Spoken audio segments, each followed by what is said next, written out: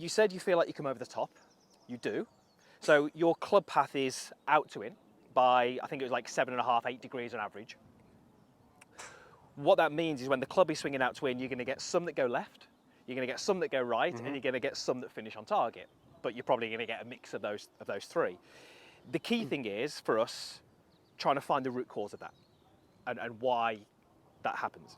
So if I was to stand here and I was to swing 7, 8 degrees over the top, my ball's going to go straight left because that's pretty much where I swung the golf club.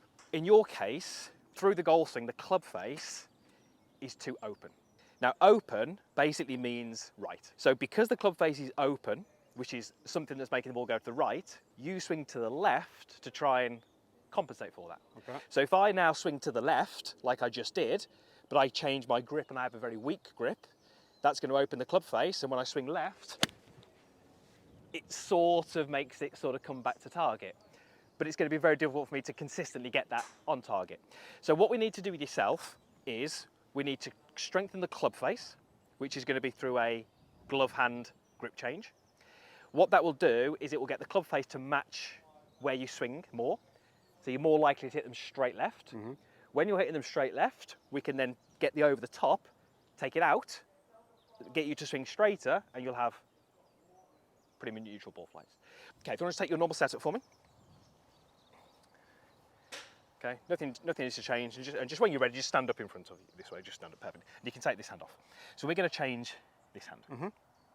Now, at the moment, when you take your grip, your hand is probably a little bit in this position here. For you, that's rotated towards the target or under the club. We've got to get it to feel like it's the opposite.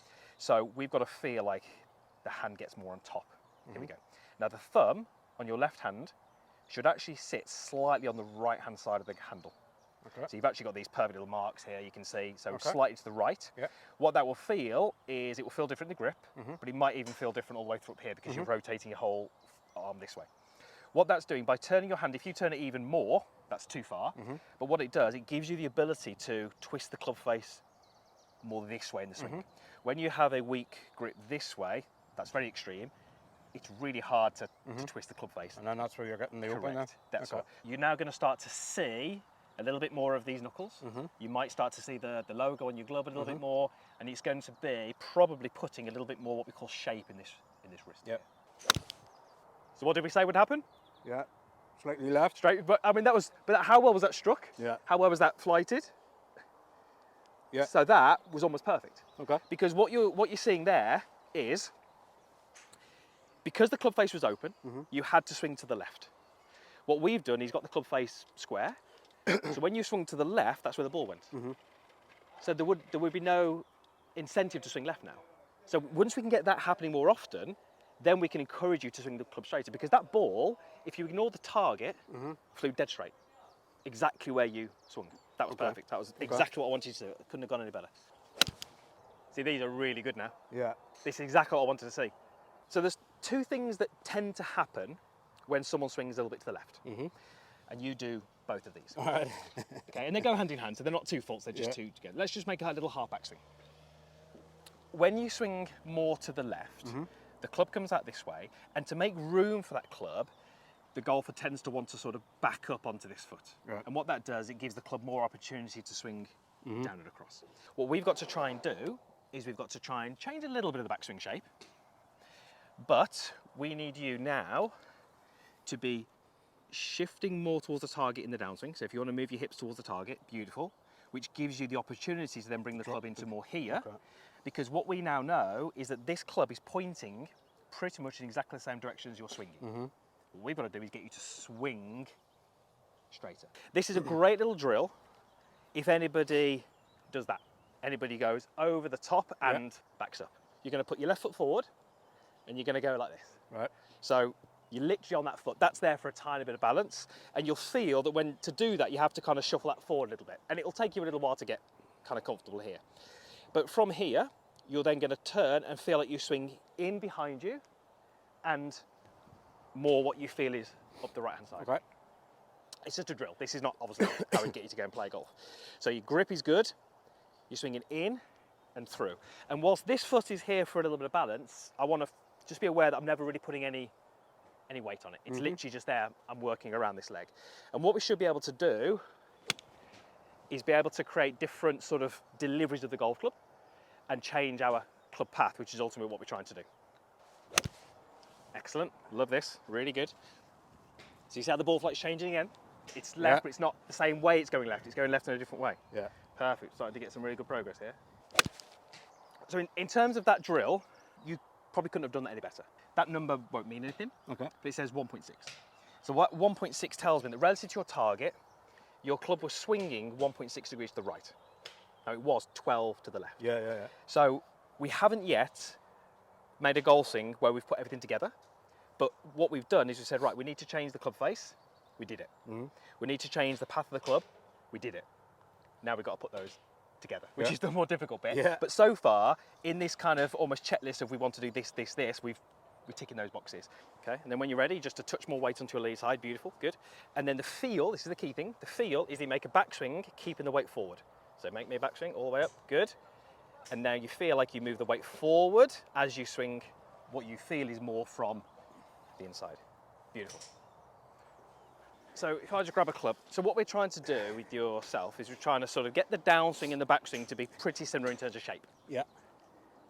So originally, and I'll show you these swings a bit later, your backswing was a little bit this way. So it was always more likely to come back down from there. What we're trying to do here is obviously get the club a little bit more inwards, and then from there, we haven't got to worry from the top about then looping it or changing its path. We can just continue. So it's feeling like this controls the takeaway. Club works a little bit more what you feel is behind you. And then from there, letting the arms swing through as the weight goes forward. And then just use your upper body to get the club into my hands. Beautiful. Okay. So that's really just with this. Yeah. Haven't really done a huge amount with the wrists and the hands, back to the start. And because you're using the bigger muscles there, if I put my hands here, you should find it relatively easy to get back into that same place. Okay. Try it. There you go. Yeah. And again.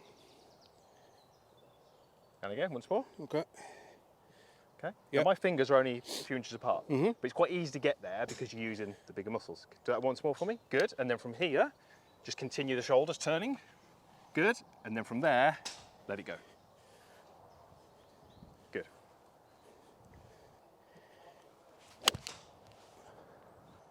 Now at the moment, grip is great, which is controlling the club face. You've got your club path delivery much better. The bit that you're battling a little bit with is what this weight is doing. Because sometimes you've almost got it starting too far forward. Right. And when it starts too far forward, it actually then kind of promotes the opportunity to back up. When we look at sort of pressure, we should be going pressure into the back leg and then into the front leg. With yourself, the issue was that pressure was turning into almost like a weight drift this way.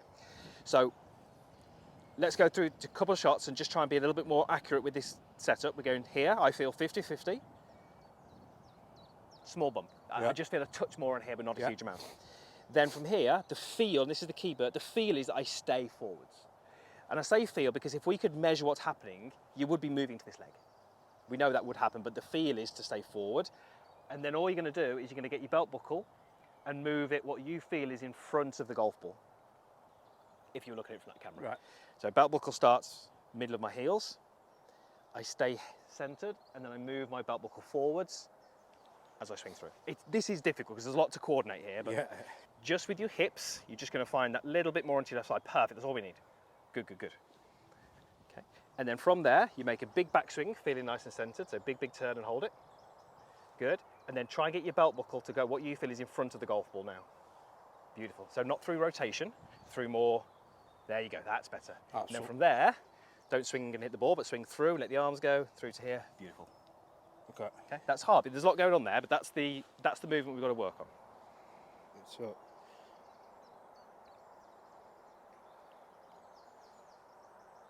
That's it.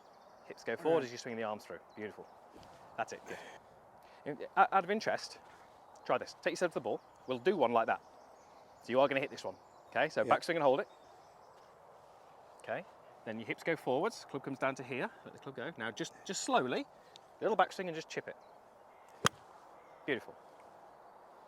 Now the reason I want you to do that is because your club path was pretty straight. So when we put those components together, we get what we want. Right. The hard part is putting them together at Yeah. 80 yards per mile an hour. Yeah. Okay, so there's no reason why you couldn't, in practice, put them in stages like that until you get more comfortable with it. So let's do one more like that for me. So normal setup. Good. Full backswing, hold it. Good. Hips go forwards. That's it. Club comes down to here, and then just chip it. Good. And that's putting the components together but broken down. So your club path 1 degree. Okay. Exactly where it needs to be. So let's see if you can hit one.